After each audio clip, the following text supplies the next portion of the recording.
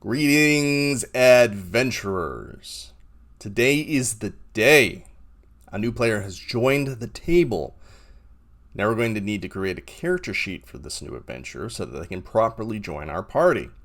Join me upon this quest as we sort out our newly acquired Murder Hobo's character sheet within Roll20 so that we can get to some adventuring.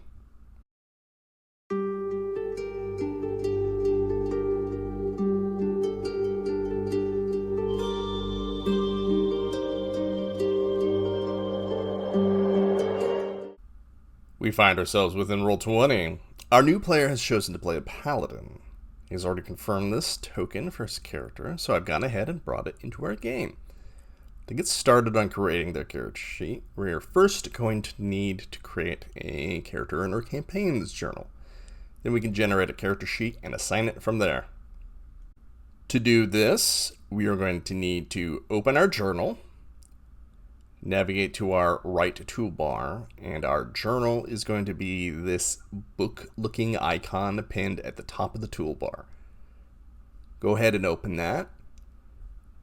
Journal in Roll20 is accessible by both the GM and players. This is going to be the place to not only put our characters, but to put information about our NPCs, monsters, handouts that we have for our players, random encounter lists, magic item cards, and many more things that you can think of, letting your players see and keep for their own use. We can add a little bit of customizability into our journals. I like to create clear labeled folders that hold all those categories I just listed. I keep all my players in this folder here called characters, so that's what I'm going to open.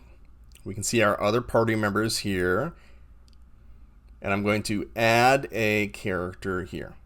To do that, we can click this Add Character button at the top, but that won't automatically assign our character to the folder that we've opened. So I'm actually going to hover over our folder, right-click, and select Add Character from here. We immediately see that something was added, a character with a randomly generated name and a placeholder image of our character's portrait. Let's go ahead and open our character. When we open a character for the first time, we're presented with a message and three options. We have the Use the Character Mancer. This is a Roll20 feature that I can cover in a future video. Next we have Create an NPC. We are not making an NPC, so we'll skip that one too. Finally, we have Edit Sheet Directly. That's the option we will be going with for this video, so go ahead and select that. When we do that, the message disappears and we can now edit our player's character sheet. Now, something that you may have noticed, this is a 5th edition character sheet. My players and I are playing in 5th edition, so that's exactly what I want here. If you want to change this character sheet to an edition that you are using, go ahead and navigate to the campaign settings on your Roll20 homepage in order to do so. By default, we have D&D 5e Classic or D&D 5th edition and 5.5e. These are still not what you're looking for. There are a number of other character sheets in this drop-down for a number of other tabletop role-playing games as well. Hopefully the brand that you're looking for is in here somewhere, but for this video, we're going to be moving forward with a 5e Classic character sheet. Now, back to our player's character sheet. I usually like to start from the top and work my way down, so let's get rid of this randomly generated name and put in the name our player has given us for his new character, Dormant. Just right of the namespace, we have a drop down for our classes. It will auto assign a number of abilities associated with that class once we select our class. These can be found within your character's class features in the player's handbook, Roll20, D&D Beyond, or whichever other source material that you're using at your tables.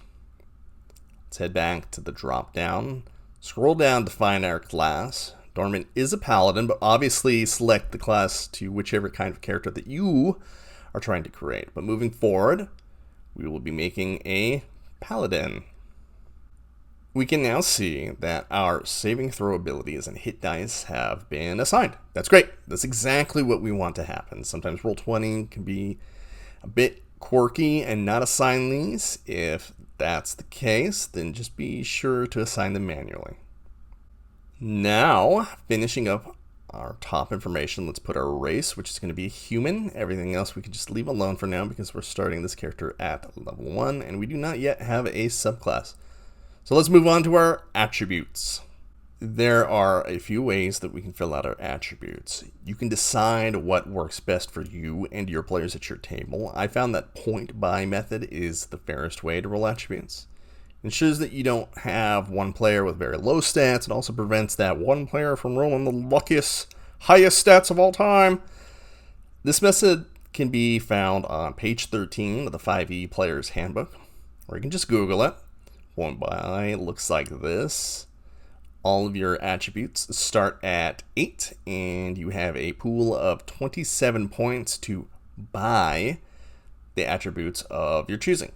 So since this is the method I'm going to go with, I'm going to go ahead and just set all these to 8 right away so that I can track my math as I spend these points. Okay, so we will need to work out the math on your own. For expediency, I've gone ahead and done the math for this particular character here. So there we go. We have our Paladin's attributes.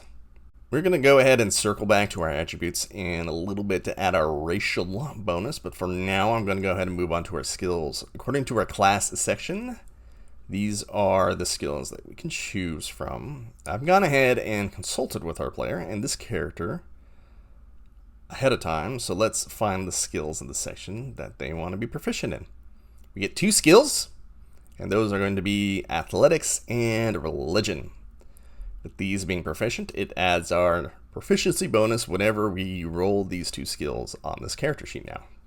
Let's do our hit points. For level 1, your hit points are the maximum what they can be. So a paladin gets a d10 plus their constitution modifier, which is 1. So Dormant's hit points are going to be 11.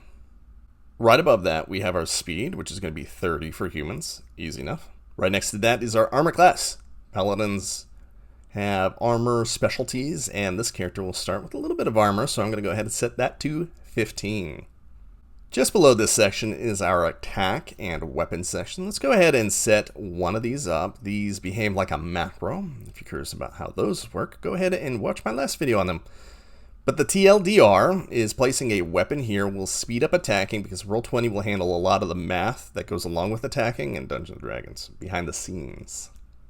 To add a new weapon, let's select this plus right here. That's going to make a miniature character sheet for the weapon. Let's give it a name, just your average longsword. We can leave strength as our main attribute for this weapon. Damage is going to be 1d8, again, plus our strength. Main damage type is going to be slashing, and our crit die is going to be a 1d8 again. We can see just under this little information section, there's a new line that highlights when we hover over it. We select this gear icon. It's going to close the window, leaving just that line behind. This is our longswords macro. If we ever need to edit any of this information again, we just select the gear, and once more, it will open. Because we have our macro, we can now just select the longsword, and it'll go ahead and roll for us. And oof! A critical failure for Darman's first roll, not going off to a great start. The section just under our attack and weapons section holds our money and players' items. We'll want to put our characters' items here. One, so that we can keep track of our stuff, but also, the section keeps track of the weight of these items for us. So we're not having to keep track of that number ourselves. You could have also put that longsword we have in the section above in this section too and mark it as a weapon, and it'll actually generate that attack section that we just had up there. Also, items that use ammo like arrows or alchemist fires will generate ammo trackers for that item as well. Our sections to the left are tool proficiencies and language proficiencies. If you're using Thieves tools, this is where you're going to want to put those right here. All of your character languages go here. No one is ever as multilingual as a D&D character, and we can use that section to keep track of all those languages. Back at the top and to the right, this section will be a little bit more personal to each individual character. We can use this section to maintain that. backstory facts, personal beliefs, and our personality traits. Just below this section is our resource section. This is where we're going to want to keep track of our ammunition, our daily class abilities, our magic weapon charges, anything that will pull from a pool that needs to be monitored. Our Paladin starts with one of these abilities, actually, and that will be Lay on Hands. We can type Lay on Hands, and Lay on Hands starts at 5 multiplied by the character's Paladin level, which is level 1. So there will be a 5. So let's put that here. 5 for the total and 5 for the current. We select this gear icon. We can open up a little bit more customization, including that these resources come back. For something like arrows, that won't happen, but for our Lay on Hands, these will regenerate on a long rest now. We can test that with that selected. Now if we use our Lay on Hands to revive a teammate, we can now lay down for a long rest, and that number will go back up to our number's total. Awesome. That's working just right. This section just under is actually we're going to be keeping track of our abilities and our feats. So any of our racial abilities we'll want to put here, any of our class abilities. When our character has a feat, we will want to put that here as well. This section can be pretty time consuming, so I'm going to go ahead and skip over this one for now. So that's great. Our character is pretty much complete, but it isn't hooked up to our player or our token yet. This is essentially a character sheet that is floating in space, but that's not what we want. So let's connect all of these and get it functioning the way that we really want it to. To get started with this, navigate to the Edit button here at the top right of the character sheet page. Doing so will change the page to this one here.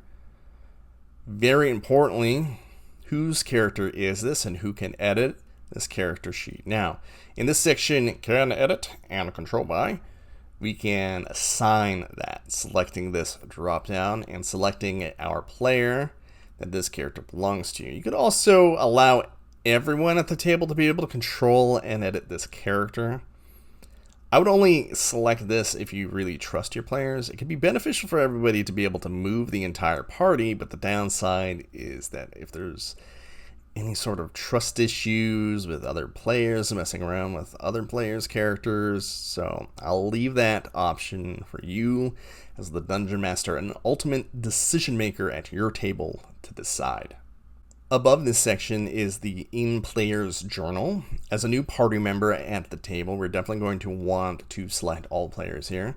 If we navigate back to our journal, this option will allow everyone to be able to see this character on their screens in their journals. The little dots next to the character name will indicate what the players will and will not be able to see. This feature can be useful if you want to feed certain members of your table private information when it comes to personal contacts or backstory connections they have that they don't yet want to share with the rest of the group. For a character joining the party, this is definitely a situation where everyone will want to be able to check out, so let's go ahead and make sure that's set to everyone. Next thing we're going to need is a token for this character, which we have here, but it isn't assigned, so let's assign it now. Make sure that the token is selected and then select a token in order to lock that in. We know that this is assigned because that token is now visible in this little box. Perfect. That's exactly what we want. Finally, our character is going to need their avatar. Everyone else at the table has a pretty avatar to showcase their character, so let's do the same for Dormant. Our player has been kind enough to provide an illustration of their character, so I'm just going to drag and drop that into that section. A very noble paladin indeed. If we scroll down a little bit, we can store more information, a little bio of a character. Additionally, us DMs, we can put in some notes pertaining to this particular character that we don't want our players to see. Even in their journals, players can't see this section, but we can skip that and come back to that at any point we want. Select Save Changes, and there we go. Something I did forget about that we should clean up really quickly is I forgot to update our character's racial attribute bonuses, so let's do that real fast before we finish it up. This actually happens a lot for many players, so just consider this a lesson to double check that. Let's quickly fix this. According to humans, they get a +1 to all of their character attributes. Simple enough. Let's just make that change really quickly, and perfect. Now then, something that you may be wondering is, why doesn't our newly created character look like our party over here? Well, for that you'll need to tune in for our next quest, how to set up the player token.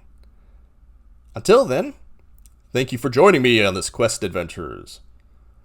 Hopefully you've gained a better insight on how to create characters at your table within Roll20. If you found this informative, I encourage you to like and share. If not, well, I thank you for making it this far. Please subscribe for more tips, tricks, and tutorials. If there's something you would like me to cover, please let me know in the comments. Until our next quest, farewell, adventurers!